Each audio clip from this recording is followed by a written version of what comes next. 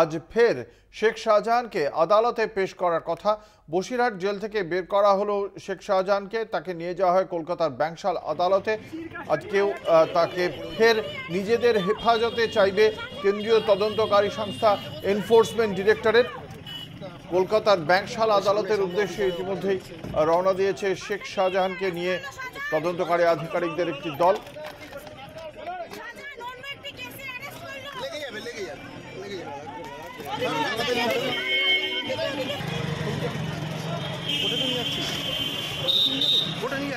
আমাদের সঙ্গে রয়েছেন আমাদের প্রতিনিধি সঞ্জিত চক্রবর্তী। সঞ্জিত, যেটা আমরা জানতাম যে কেন্দ্রীয় তদন্তকারী সংস্থা এনফোর্সমেন্ট ডিরেক্টরেট ফের শেখ শাহজাহানকে নিজেদের হেফাজতে চাইতে পারে, এ বিষয়ে সর্বশেষ কি আপডেট আছে? কতদিনের জন্য ফের চাওয়া হতে পারে, কি জানতে পারছো? দেখো, আজকে আজ মহকুমা আদালতে ইডির বিশেষ আইনজীবী তারা এসেছিল।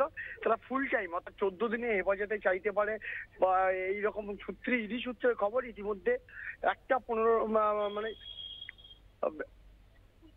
ইতিমধ্যে কিন্তু যে বসিরহাট উপসংহালনাগারে, তুমি জানো এখনো রাজ্য পুলিশের আন্ডারে রয়েছে শেখ শাহজাহান।